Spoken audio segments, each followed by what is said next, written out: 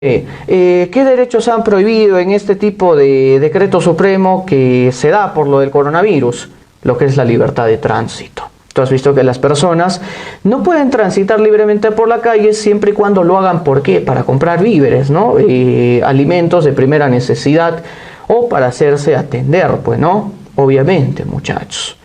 Pero en este caso la libertad de tránsito tú la estás viendo como coartada, ¿sí o no? Porque hay toque de queda, que vamos a explicar luego, ¿no? Si pueden entrar a tu casa, o el caso de un artista, si mal no me equivoco, que estaba haciendo una transmisión en vivo, ¿no? Y entró a su casa la policía y se lo llevó. Profe, ¿por qué se le pudo violar el derecho a la inviolabilidad de domicilio? Porque, hijo, estamos en un estado de emergencia. ¿Te das cuenta? Profe, ya no va a salir a la calle. Pero ¿qué le parece si hacemos una reupe, no? Como el alcohol es desinfectante, hay que tomar alcohol para evitar el coronavirus. Y vamos a hacer una reunión en mi casa. Oye, tranquilo. Prohibidas las reuniones pacíficas sin armas porque estamos en estado de emergencia. ¿Te das cuenta? Entonces, ¿cuáles son los derechos fundamentales que temporalmente podrían mancillarse? La libertad de reunión pacífica sin armas, la libertad de tránsito, la inviolabilidad de domicilio y la detención arbitraria. Tú has visto que se ha sumado un nuevo artículo al Código Penal que les da más poder punitivo a los policías, ¿sí o no? Claro. ¿Y eso por qué se ha sumado? Porque también estamos en estado de emergencia. Profe, a mí me preocupa esto del estado de emergencia. ¿Cuántos días voy a estar sin de repente prepararme, yendo a la academia alto nivel y así, bueno? Mira, puede durar 60 días el estado de emergencia, ¿ya? En este caso sí o menos, ¿no? Esperemos que no llegue a los 60, ¿no? Porque hay personas que necesitan trabajar y esperemos que esta pandemia pueda atenuarse pronto. Profe, ¿pero Vizcarra puede volver a pedir 60 días más? Sí, porque puede prorrogarse. Obviamente tiene que ser un nuevo decreto supremo. Es decir, un decreto supremo puede alcanzar hasta 60 días. Puede dictar otro decreto supremo para ampliarlo también, otros 60 días, o depende o criterio de él. No olvidarse de eso. En este caso el Ministerio de Salud, pucha, que ha tenido un montón de chamba, ¿no? Ha estado ahí aunando esfuerzos, estrategias con el presidente de la República, y como no hay Congreso, profe, ¿con quién ha tenido que coordinar finalmente para dictar esto? Con la Comisión Permanente. Nosotros vamos a observar en el inciso 2 del artículo 137 el sustento legal para el estado de sitio. Ahora, la primera diferencia es la circunstancia. Nosotros hemos puesto acá con naranjita que cuando hay alteración de la paz, catástrofe o calamidad o problemas graves de salud, ¿qué se puede dictar? Estado de emergencia. Pero el estado de sitio puede dictarse solo en el supuesto de que haya guerra, en dos supuestos: o guerra exterior, conflicto bélico con otro país, o guerra civil interna, lo que algunos autores constitucionalistas le llaman terrorismo, ¿sí o no? Puede suceder también lo del terrorismo. Entonces, si hay terrorismo o hay guerra exterior, ¿qué se va a dictar, profe? Estado de sitio. Diferente, ¿ves? Acá el problema era la salud, el orden interno, la catástrofe. Acá las cosas son más bravas, son más serias, ¿sí o no? Entonces el estado de sitio tendría dos condiciones: guerra con otro país o terrorismo o guerra civil, pues, como también le llaman, ¿no? Profe, ¿alguna otra diferencia que pueda acotar usted de acuerdo a la diferencia de estado de sitio con emergencia? Fácil, que el de sitio no dura 60, sino 45 días y que puede prorrogarse mediante otro nuevo decreto supremo. No te olvides de eso. Y una cosita más.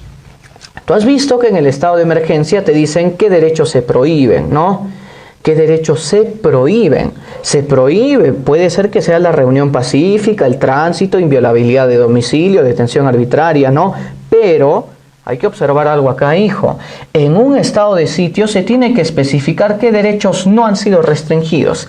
Es decir, en el estado de emergencia, ¿qué te digo? Te voy a decir qué derechos están restringidos. Es tan bravo el estado de sitio que acá te especifican qué derechos no están restringidos. Esa es otra diferencia que nosotros observamos. Y un subtipo dentro del régimen de excepción es el famoso toque de queda, ¿no? Profe, el presidente había dado toque de queda. Sí, ¿te acuerdas, hijo, que era desde las 8 de la noche? Claro. ¿Y qué está impidiendo ahí? El libre tránsito, exceptuando al personal militar, policial que está de servicio, los periodistas también, pues, ¿no? Obviamente. Ahora el toque de queda es a partir de las 6, por eso hay que tener mucho cuidado con eso, muchachos. Repasemos rapidito nomás esta partecita, régimen de excepción, que es pregunta fija para este examen ordinario. Vamos a la primera parte, repasa conmigo. ¿Qué era el régimen de excepción? Un mecanismo, un conjunto de procedimientos. Obviamente tiene que estar sustentado legalmente, tiene que estar señalado en la Constitución. Muy bien. ¿Y esto se da siempre o necesita motivación? Necesita motivación porque sucede en situaciones extraordinarias, fuera de lo común, ¿no? Muy bien. Profe, antecedentes, cultura general por ahí. La primera vez que nosotros vimos un régimen de excepción no normado fue en el siglo VI a.C. durante las dictaduras romanas. ¿Qué pasa? Queríamos ponerle fin a la guerra. ¿Cómo finalizabas la guerra? Los senadores señalaban o escogían a un dictador que tenía hasta 6 meses para ejercer poder político. Pero luego nosotros vamos a ver el régimen de excepción pragmatizado en ley constitucional, en la Constitución de Francia del año 1814. Profe, ¿cómo llega al Perú? Fácil. Había tanta inestabilidad de gobierno del 21 al 45 por la rebelión de Arequipa y Cusco que ¿cuántas constituciones aparecen? 6 constituciones. Entonces era necesario un régimen de excepción. Profe, y ahora, Ogaño, actualmente, la doctrina constitucional que nos dice, artículo 137 de la Constitución va a contemplar el famoso régimen de excepción. El sacrificio, acuérdate de eso, sacrifico algunos derechos para garantizar, ¿qué cosa, hijos? El derecho de toditos. ¿Cómo se logra esto? Por procedimientos. Presidente de la República le dice al Consejo de Ministros, hoy sabes qué, hay algo urgente, hay algo que necesitamos poner en regla, ahorita tiene que ser. Ah, ya, pero nosotros no mandamos solitos, tenemos que pasarle la voz al otro poder. ¿Cuál? Legislativo. Profe, pero no te malees, no hay congresistas. Tranquilo, hijo, porque si hay comisión permanente. ¿Te das cuenta? Entonces el presidente de la República concatena esfuerzos con el Consejo de Ministros mediante este documentito que tú ves acá, hijo. Decreto Supremo. Obviamente, para que nazca este decreto supremo, repaso que tenía que haber motivación, es decir, fundamentos de hecho, cosas que merezcan un estado de sitio de emergencia, y fundamentos de derecho. Obviamente, tiene que ceñirse de acuerdo a la investidura constitucional dentro del inciso 1, inciso 2. Repasito rápido, estado de emergencia, ¿cuántos días dura? 60 días como máximo. Profe, ¿pero se puede ampliar? Sí, pero en otro nuevo decreto supremo. Profe, ¿en qué casos es meritorio el estado de emergencia? Alteración de la paz, por huelgas vandalizadas, por alto índice de crimen, por catástrofe o calamidad, o en la actualidad por cuestiones de salud, decreto supremo 044-2020 del COVID-19. ¿No? Profe, ¿qué derechos fundamentales se prohíben? Fácil, la reunión pacífica sin armas, ya no puedes hacer fiestas. Tránsito, no puedes transitar libremente. Inviolabilidad de domicilio, pueden entrar a tu casa. Y también lo que está señalado en el artículo 2, inciso 24, letra F, ¿no? Las detenciones arbitrarias. No es que digamos que los policías tienen pues un control ilimitado, pero sí tienen algunas facultades que no tenían antes. ¿Te acuerdas, profe? Antes, oye, si me detienes por las puras, te puedo interponer tu habeas corpus. Ya, ahora las cuestiones necesitan más análisis legal.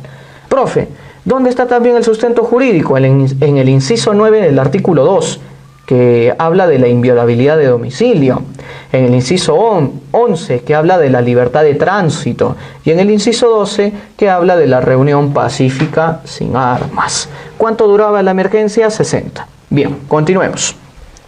Estado de sitio, hijo, ¿cuánto dura? 45. ¿Se puede prorrogar más tiempo? Sí, pero con un nuevo decreto supremo. Profe, casos, condiciones, ¿en qué situaciones sociales puede aplicarse el estado de sitio? Guerra exterior, conflicto bélico con otro país, guerra civil, terrorismo. Acá te especifico, en el estado de emergencia, te especificaba qué derechos te prohíbo, pero es tan bravo el estado de sitio que yo te especifico qué derechos no están restringidos. No confundir con el subtipo, que es el toque de queda, que lo que hace es limitar la libertad de tránsito de acuerdo a un horario. Hasta hace unos días era 8 de la noche, ¿te acuerdas? Incluso a principios de esta supuesta cuarentena no había toque de queda. Luego de unos días se dio toque de queda a las 8 de la noche y ahora el toque de queda es a las 6 de la tarde. No olvidarse de eso. Entonces hemos acabado con el primer tercio de esta clase, que es el famoso régimen de excepción. ¿Que puede venir pregunta? Sí puede venir pregunta. No te olvides de eso. Continuamos ahora con estos dos temitas que tenemos acá, con el tema de delito y delitos contra el patrimonio, que es un tema fundamental para San Agustín, y el tema de delito, que es para San Agustín y para Católica, ¿no? Es un tema muy fundamental. Profe, ¿qué puede hablarnos usted acerca del delito? Delito es un tema muy amplio, hijo, y nosotros tenemos que hacerlo de forma prolija, con la seriedad del caso, ¿no? Muchas veces muchos muchachos me decían, profe, a mí me han dicho que delito es algo contra la ley. No, puede ser contra la ley, pero tiene que haber más cosas. Y nosotros vamos a hacer la teoría finalista, muchachos. De repente hay alumnitos de Derecho que están viendo la transmisión, recomendarles Derecho Penal del Enemigo, un libro buenísimo, y también recomendarles leer a Zaffaroni, que es un doctrinario penalista muy bueno, argentino. Comencemos. La palabra delito, sustantivo masculino, viene del verbo delinquere, del latín, que significa alejarse de lo normado. Entonces, etimológicamente podríamos definir al delito como una conducta que se aleja de algo que la sociedad, y no solo la sociedad, sino la regla jurídica le ha interpuesto, ¿no? Es alejarse de un ordenamiento legal. Pero no cualquier acción va a ser un delito. Nosotros vamos a hacer 5 filtros para poder recién hablar de un delito. Muchas veces las personas dicen, profe, el Perú es un país injusto. No, hijo, no es que sea injusto, es que muchas conductas no pasan estos 5 filtros. Necesitamos estos 5 filtros para recién hablar de un delito propiamente dicho. Comencemos. En primer lugar, el delito tiene que ser una acción. Profe, ¿y por qué tiene que ser una acción? Porque los pensamientos, lo que está dentro de nuestra psique, no es materia punitiva. Por ejemplo, tú, hijito, ponte de acá un tiempo, te vas a casar, vas a odiar a tu suegra de repente, ¿sí o no? Pero odiar a tu suegra es delito. No. Profe, ¿por qué no? Porque es un elemento cognitivo, te das cuenta, es un pensamiento. Profe, pero si le meto un par de cachetadas, le meto un par de golpes a una persona que no me cae, ahí dejó de ser un pensamiento y se volvió, ¿qué cosa? Acción. Profe, ¿y es un delito? No, porque vamos a ver qué sucede con la acción. Nosotros tenemos que observar la finalidad. Dentro de un delito tú vas a tener 2 sujetos, en términos holísticos. El sujeto activo, que es la persona que inflige el daño, la lesión, y el sujeto pasivo, que es la persona que recibe el daño o lesión. ¿Ya? Pero puede suceder que esta acción no se llegue a consumar, que se quede a medias, ¿no? Y ahí estaríamos hablando de ¿qué? De una tentativa. Profe, entonces, ¿qué era la tentativa? La no consumación de una acción. Algo que se quedó a medias. Tú le disparaste a una persona con el objetivo de que muera, pero solo resultó lesionada. Se quedó a medias. Nosotros también tenemos que observar dentro de la acción cómo es que se lleva a cabo. Y para eso vamos a analizar a grosso modo lo que es el iter criminis, ¿no? Iter criminis, traducido, significa camino del delito. ¿Cómo es que se llega a cometer un delito? Para cometer un delito, y en este caso para que la acción se configure, nosotros vamos a ver 2 tipos de actos. En primer lugar, los actos preparatorios y los actos celebratorios. Esa es la diferencia, ¿ves? Imagínate que quieres matar a alguien. ¿Qué es lo primero que vas a hacer? ¿Comprarte un arma, sí o no? Claro, ahí estás preparándolo. Profe, ya le disparé. Y ahí lo estás celebrando. Pero no solamente vamos a ver esto, ¿no? O sea, está bien que sea una acción, que tenga una finalidad, que lo haya pensado en mi cabeza, un iter criminis, sino que también nosotros debemos observar la tipicidad. Profe, y preguntita, ¿qué es la tipicidad? Muchachos, la tipicidad es que esta acción de acá esté reconocida legalmente en el Código Penal como un delito. Si no está reconocido como un delito, olvídate, no es un delito, ¿no? Por ejemplo, profe, yo tengo malos pensamientos hacia mi suegra. Chévere, ni siquiera es una acción. ¿Te das cuenta? Nosotros tenemos que observar que esta acción de aquí que tú has cometido esté reconocida legalmente en el Código Penal como un delito. Y hay formas en las que se puede dar.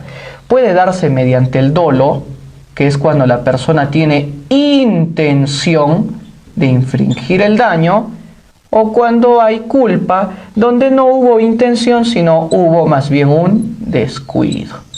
Vamos a poner un ejemplito, ¿ya?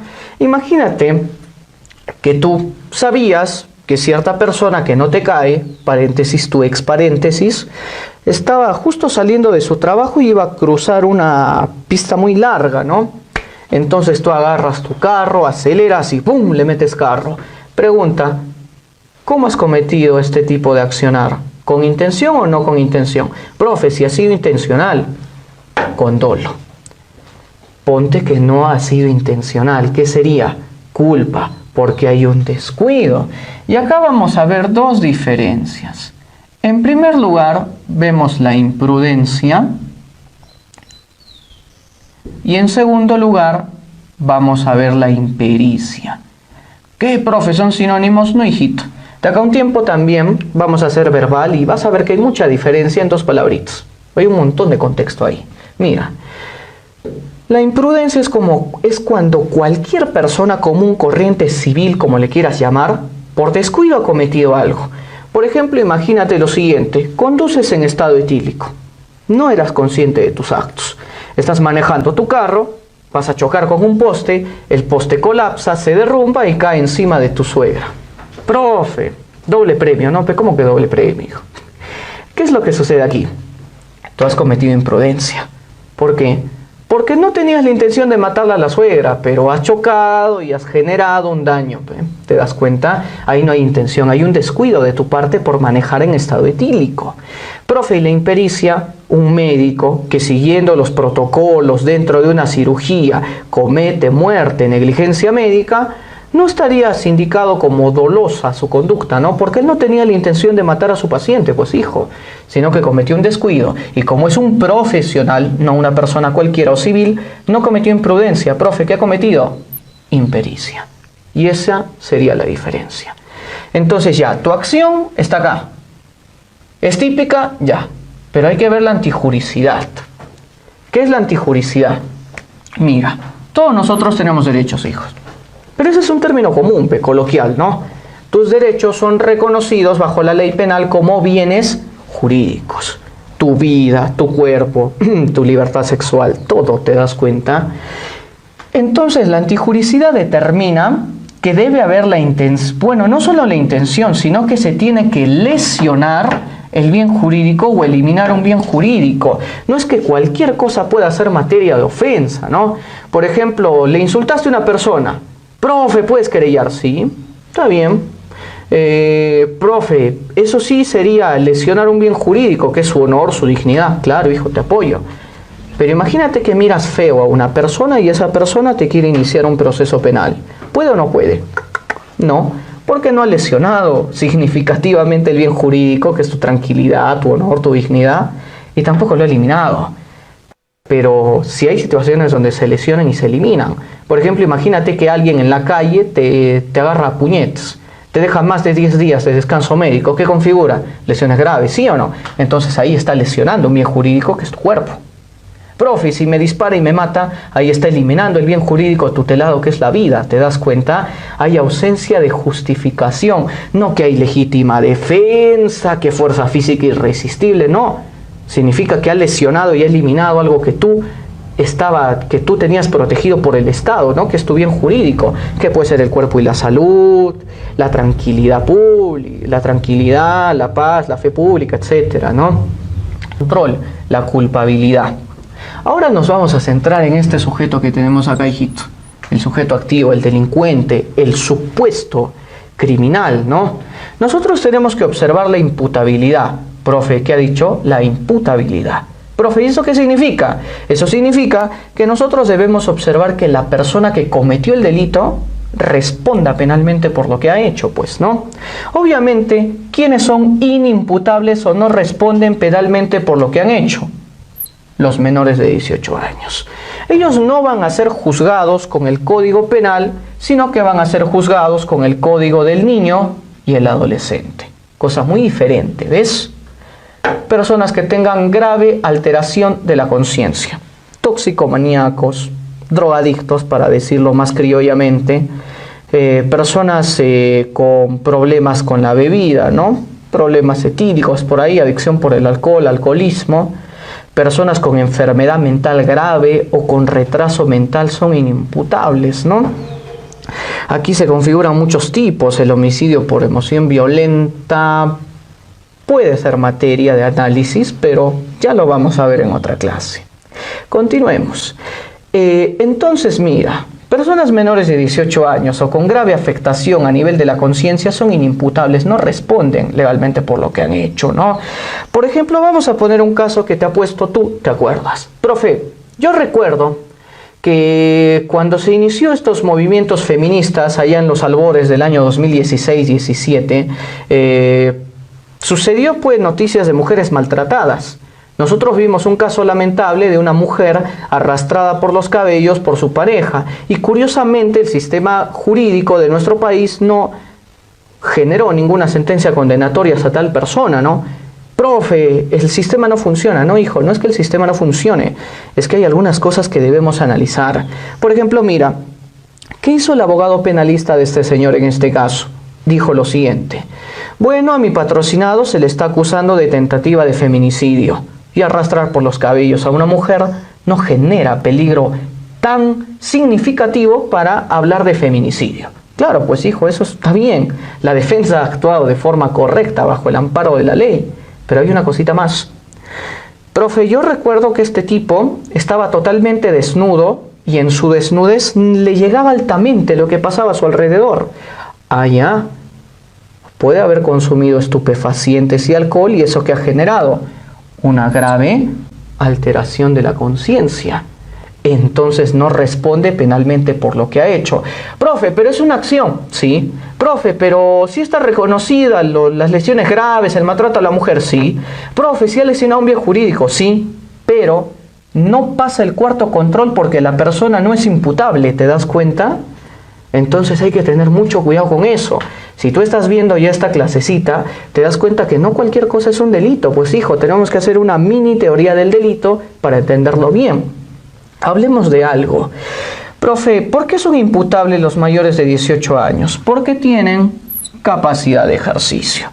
Cuando tú cumples 18 años, puedes contratar, puedes casarte y también respondes penalmente por tus acciones, ¿no? ¿Sí o no? Profe, y antes no respondes porque es inimputable. Profe, esto es algo que también señalan mucho en el prospecto de ordinario y en el banco de la preca, ¿no? La capacidad de goce y de ejercicio. ¿Cuál es la diferencia? Bueno, la capacidad de goce la tenemos todos, ¿ya?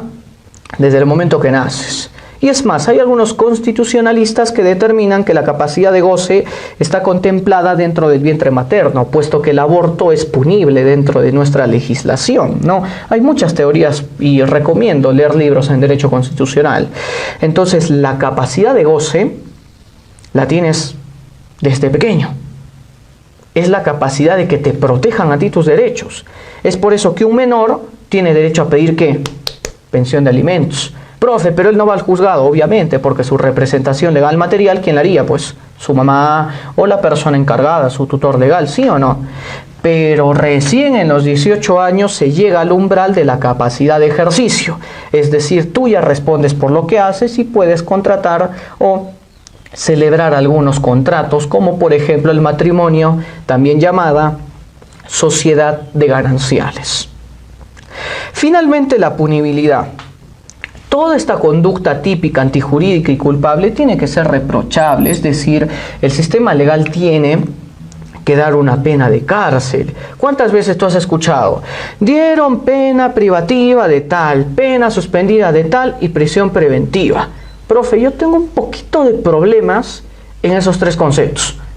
Y te lo digo, porque también en la praxis, como jurista, he visto personas que se asustan cuando escuchan pena suspendida y piensan que es equivalente o igual a pena privativa. Hacer un parangón de ambas penas sería pues una negligencia terrible. En primer lugar, la pena suspendida no es que te manden a la cárcel, es que te exigen buen comportamiento y al más mínimo problema que tú tengas, a la cárcel. En cambio, la pena privativa sí es el aislamiento de la persona porque hay años de cárcel determinados. Profe, ¿cuál es el propósito de la prisión? El propósito de la prisión es generar ¿qué cosa? La reinserción del sujeto criminal en la sociedad. Y una forma de castigo es aislarlo, ¿no? Profe, ¿la prisión preventiva es una pena? No, es una pena y hay que tener mucho cuidado con eso. La prisión preventiva es antes. El proceso penal es muy amplio. Pero al principio, en la investigación preparatoria, por ahí, al comienzo, se da pues la prisión preventiva. Por ejemplo, mira, vas a razonar un poquito conmigo. Tú me debes plata. Ponte en ese supuesto, me estás debiendo dinero. Ya, profe, ¿y cómo garantiza usted que le voy a pagar? Fácil, te embargo lo que tienes, ¿ve? ¿Sí o no? Profe, el delincuente va a ir a la cárcel. ¿Cómo garantiza usted que va a cumplir con la pena? Fácil, dándole prisión preventiva. Recuerda que la prisión preventiva se da cuando hay peligro de fuga. Una persona que tranquilamente puede comprar un boleto de avión e irse del país para evitar ser juzgado. O también cuando hay graves elementos de convicción que señalan al supuesto imputado como responsable penal de los hechos controvertidos. ¿Ya? Entonces, ahí nosotros vemos esa diferencia. Entonces, un repasito al toque, rapidito de teoría del delito. Delito, sustantivo masculino, viene del verbo delinquere, que significa alejarse de la norma, alejarse de la ley. Obviamente el delito tiene elementos. Y según la teoría finalista, nosotros vamos a tener estos elementos. En primer lugar, es una acción u omisión. Tiene que tener una finalidad. Ahí yo voy a deslindar dos personas. ¿Quién comete el delito? Sujeto activo. ¿Quién recibe el delito? Sujeto pasivo. Cuando la conducta no se ha consumado y se quedó a medias, ¿qué nombre recibe? Tentativa. Profe, ¿y esa operación mental y física que se comete en la acción, cómo se le conoce en criminalística y en derecho penal general? Bajo la siguiente locución latina: iter criminis, camino del delito. Actos preparatorios, empiezo a conseguir todas las cosas para cometer mi delito. Celebratorio, lo llevo a la praxis o lo pongo en práctica. Profe, ¿qué era la tipicidad? Que esta acción de aquí esté reconocida legalmente en el Código Penal como un delito, ¿sí o no? Y ahí nosotros teníamos dos elementos, el dolo, la culpa. Profe, yo he cometido algo con la intención de hacerlo, lo quería hacer. Fácil, hijo, lo has cometido con dolo. Profe, yo no lo quería hacer, pucha, me descuidé un ratito por ahí. Entonces, ¿qué sería? Culpa. Profe, soy una persona común y corriente. Imprudencia. Profe, soy un profesional de la salud o una persona que en la praxis de su profesión ha cometido un descuido. Impericia. Antijuricidad. El bien jurídico y tu derecho, para que sea un daño significativo, se tiene que lesionar o se tiene que eliminar. ¿Sí o no? Aquí hay ausencia de justificación. No hay que fuerza física irresistible, no hay que legítima defensa. Y recuerda que en nuestra legislación la igualdad de condiciones muchas veces pone al delincuente por encima de la víctima. Culpabilidad. Nosotros tenemos que observar que la persona que cometió la acción típica y antijurídica pueda ser sancionada, ¿sí o no? Tiene que ser una persona mayor de 18 años y que tenga capacidad de ejercicio. Profe, si es menor de 18 años, no, pues hijo, ¿con qué lo juzgo? Código del niño y el adolescente. Puede ser que tenga una grave alteración de la conciencia. Profe, una preguntita por ahí. ¿Y alguien mayor de 18 años puede adolecer de capacidad de ejercicio? Sí. Los toxicómanos, los retrasados mentales, puede que tengan más de 18 años, este umbral cronológico que observas aquí, pero puede ser que no responda penalmente, ¿no? Esa es la diferencia. Profe, ¿desde cuándo tengo capacidad de goce? Desde que naces, pues sí o no, hijo. Y hay algunos constitucionalistas que dicen que es desde el vientre materno. Por eso el aborto es punible en nuestra legislación. Es la facultad de gozar de derechos. Pero para poder ser responsable y celebrar contratos o casarse, ¿qué capacidad era? Ejercicio. Y consuetudinariamente, ordinariamente, se opera a partir de los 18 años según la normativa. Punibilidad. Nosotros debemos exigir una sanción. Es exigible la sanción, es reprochable el comportamiento. Y ahí nosotros veíamos la pena privativa, la prisión efectiva y la pena suspendida, que era un control de comportamiento, más no un aislamiento. Vamos al tercer y último punto de la clase. Recién con este reconocimiento de los delitos, muchachos, nosotros podemos entrar en este tema que también es fundamental para San Agustín y para Católica, ¿no? El tema de delitos contra el patrimonio. Nosotros observemos qué es el patrimonio. El patrimonio es el conjunto de bienes, es el conjunto de pertenencias, todo lo que tú tienes ahí. Ojo, el patrimonio en su totalidad es inembargable, no te pueden quitar todas tus cosas. Pero si hay partes del patrimonio que se te puede quitar, ¿no? Por ejemplo, deberle a un banco te puede generar pues, el embargo de algunos bienes, ¿no? Ese es un ejemplito por ahí. Eso es el patrimonio, conjunto de pertenencias. Profe, quiero averiguar un poquito más de patrimonio. ¿Dónde puedo observarlo? Fácil, hijo. Código Civil, derechos reales. Ahí puedes observar lo que es la propiedad, la posesión, el usucapión, la prescripción adquisitiva de dominio, pero son temas un poquito más prolijos, más profundos en materia jurídica, ¿no? Veamos. Algo que debemos diferenciar, muchachos, antes de comenzar con este interesante tema, es falta y delito, ¿eh? Es algo que debemos diferenciar. La falta genera días multa, pero el delito genera cárcel. Segunda, la falta es algo leve, el delito es algo grave, muchachos. Profe, ¿cuál es el bien jurídico protegido y tutelado en los delitos contra el patrimonio? Los bienes, el patrimonio de la persona. Profe, ¿quién es el sujeto activo? Quien te quita tus cosas o quien te las hurta. Profe, ¿y quién es el sujeto pasivo? Tú, porque eres el propietario de esos bienes que te están siendo arrebatados. Vamos a ver esta tablita de acá. Yo sé, hijo, que tú tienes de referente muchas veces el Banco del CEPRUNCE, y eso está bien, pero a veces el Banco del CEPRE nos mezcla las cosas y lo hacen pues con el propósito de confundirte a ti, pero tranquilo, acá estoy yo para guiarte, ¿no? Mira, hemos hecho un cuadro muy estratégico para diferenciar hurto, robo, hurto simple, hurto agravado, robo simple, robo agravado, ¿no? Y esto lo estamos haciendo de acuerdo a la teoría, de acuerdo a una teoría de tres elementos, ¿no? Sujeto activo, quien comete el robo o el hurto, sujeto pasivo, quien lo recibe, y las circunstancias que acompañan o rodean al delito. Veamos. La primera diferencia que tú tienes que ver es esta de aquí abajo, mira. El hurto es destreza para quitarte algo. Tú no te has dado cuenta, pero ya te lo han quitado ya. Eso es muy diferente al robo. En el robo, ¿por qué me doy cuenta, profe? Porque están actuando con violencia. No es lo mismo que tu compañerito se voltee, le saques el celular, a que lo arrincones contra la pared, lo agarres a golpes y se lo quites, ¿sí o no? Nosotros vamos a observar que el hurto es por destreza y el robo se da por la violencia. La violencia de tipo física, los golpes, las lesiones, o la violencia de tipo psicológica, las amenazas, ¿no? Una persona no te ha metido cuchillo, no te ha metido golpe, pero te pone pues el cuchillo en las lumbares y te dice ya perdiste, suelta lo que tienes, ¿no? En este caso, ¿qué se estaría configurando? Violencia psicológica. Un datito extra, un dato alto nivel por ahí, profe, el hurto, ¿no? Esto es lo que quiero diferenciar. Dicen por ahí, profe, que el hurto es falta en algunos casos y el hurto es delito en otros casos. Y yo te lo voy a explicar. El hurto es una falta cuando está configurado en el artículo 444 del Código Penal. Y es cuando lo que tú has sustraído, porque acá no hay violencia, hijo, acá solamente hay destreza, hay habilidad para sacar una cosa, ¿sí o no?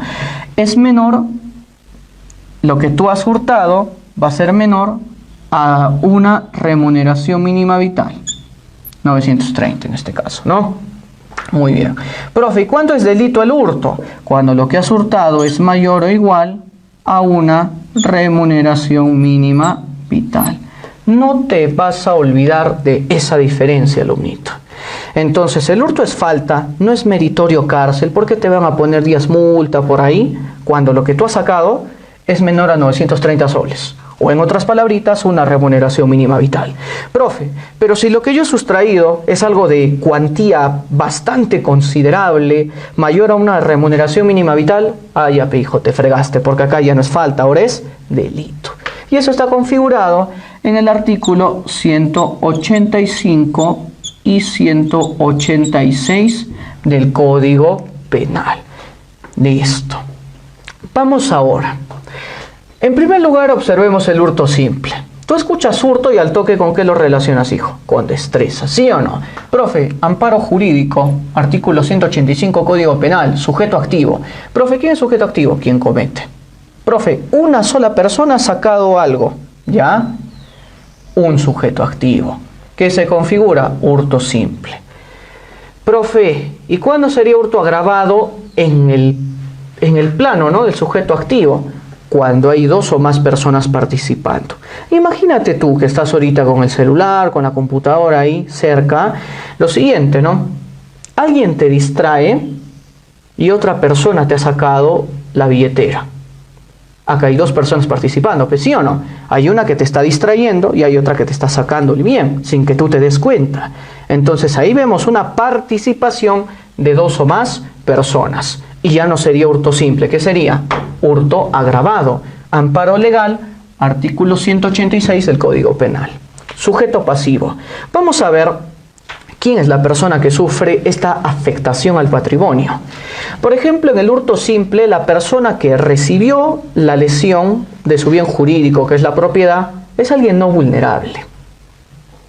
Profe, ¿y quiénes son vulnerables en todo caso? Y acá se configura el hurto agravado.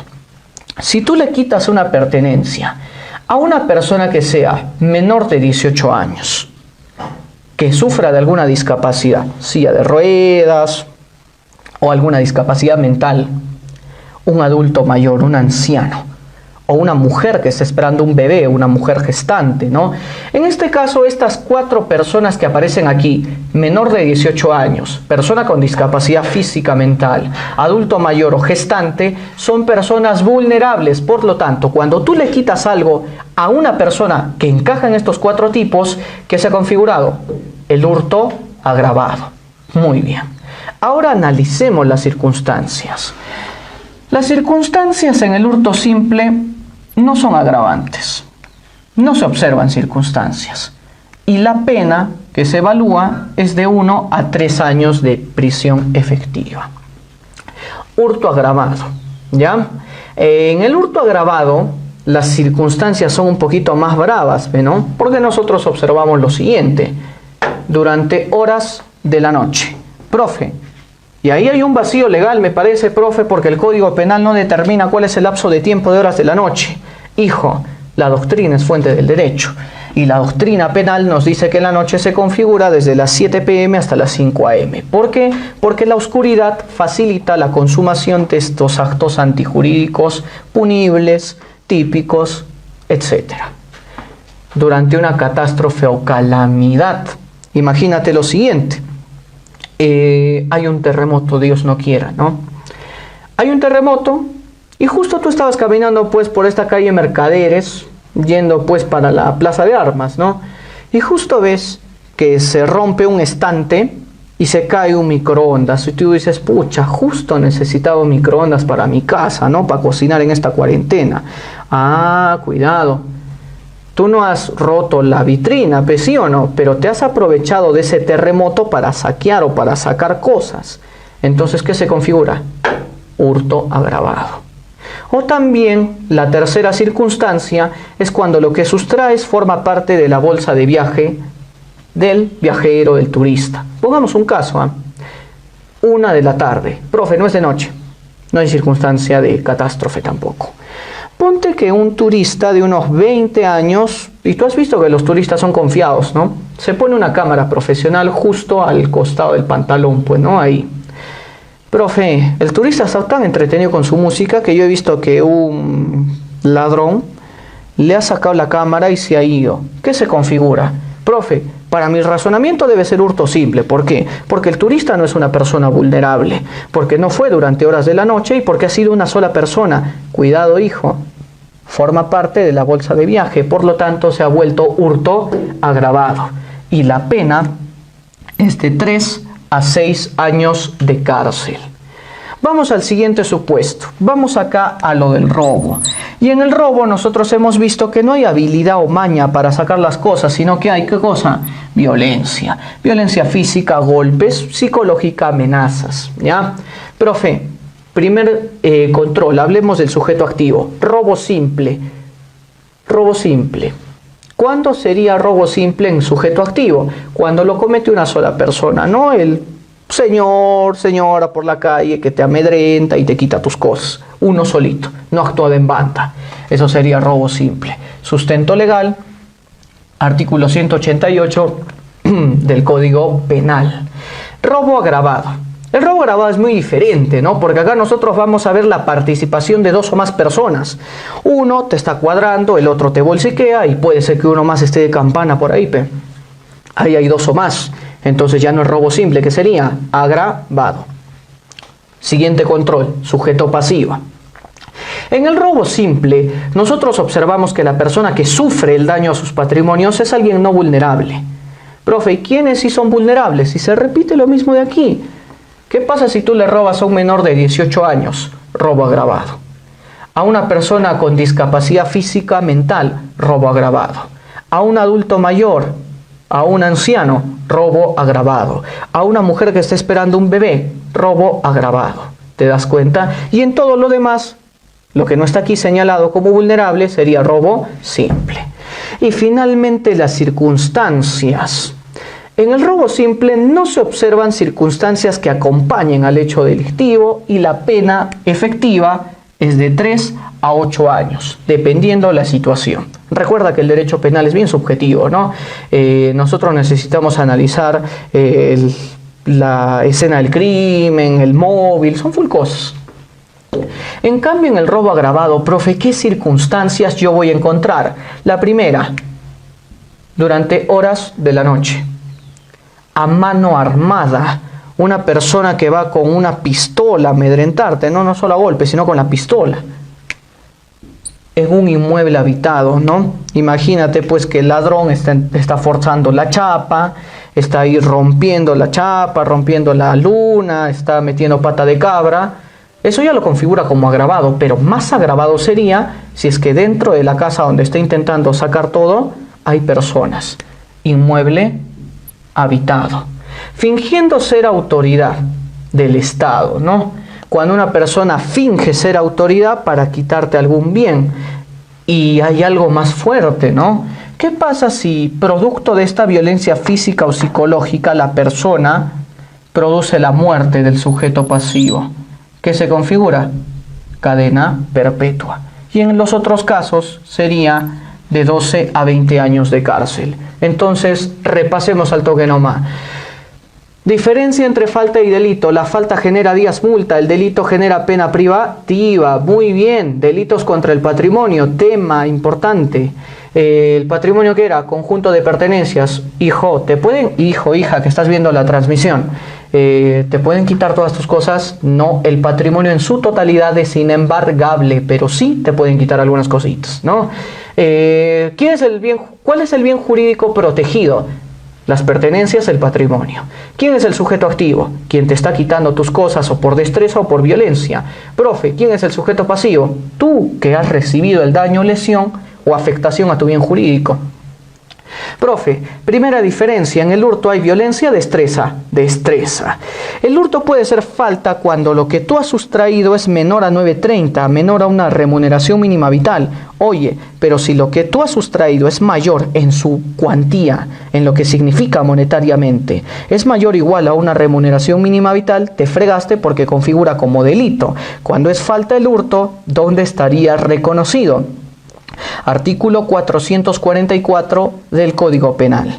¿Cuándo es delito? 185 y 186 del Código Penal. En cambio, en el robo, hijo, nosotros ¿qué observábamos? Violencia, que puede ser de dos tipos, física o psicológica. Muy bien. Los tres controles, rapidito nomás. Ya sabemos que hurto es usar la viveza y que el robo es utilizar la violencia, que puede ser física o puede ser psicológica, ¿no? Mira, en el hurto simple, ¿cuántos actúan? 1. En el agravado, 2 o más. ¿Y quién recibe el daño? Alguien no vulnerable en el hurto simple. Profe, ¿y en el hurto agravado quién recibe el daño? Menor de 18 años, persona con discapacidad, adulto mayor o también mujer gestante, ¿no? Profe, circunstancias no son observables dentro del hurto simple y la pena es de 1 a 3 años de cárcel. Profe, en el hurto agravado, durante horas de la noche, aprovechando una catástrofe o calamidad, el ejemplo del terremoto que te puse, ¿no? O sustrayendo cosas de la bolsa de viajero. ¿Cuál era la pena efectiva? 3 a 6 años de cárcel. Continuemos en el robo, destreza, violencia, violencia. Muy bien, muy bien. Robo simple, sustento jurídico, artículo 188 del Código Penal. Profe, me ha atacado uno nomás. Ya, robo simple. Profe, me han atacado 2 o más. Robo agravado. Artículo 189. Profe, yo no soy una persona vulnerable. Robo simple. Profe, quien ha recibido el daño, menor de 18 años, persona con discapacidad física mental, adulto mayor o mujer gestante. Acá es robo simple, agravado. Circunstancias. Profe, en el robo simple no vemos que se acompañen. ¿Cuál es la pena? 3 a 8 años. Pero en el robo agravado, durante horas de la noche, a mano armada, inmueble habitado, fingiendo ser autoridad, y la pena es de 12 a 20 años. Pero si produzco la muerte de la persona propietaria, puede pugnarse cadena perpetua, y eso depende mucho del criterio que tenga el juez especializado en lo penal, el juez superior o en el último de los casos el juez supremo, ¿no?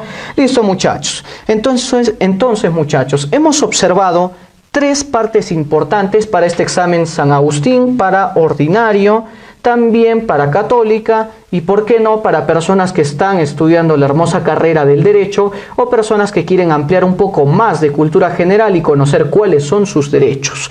Los temas que hemos hecho es régimen de excepción, teoría del delito, un enfoque holístico, general a grosso modo, y también los delitos contra el patrimonio, que es hurto y robo. Eso ha sido todo conmigo, muchachos. Un saludo a la distancia. Cuídense, por favor, pero tomen las medidas de protección para esto del coronavirus. Vamos a salir pronto de esto. Que Dios los bendiga. Les ha hablado el profesor Eric Gutiérrez Arredondo. Hasta la próxima, muchachos.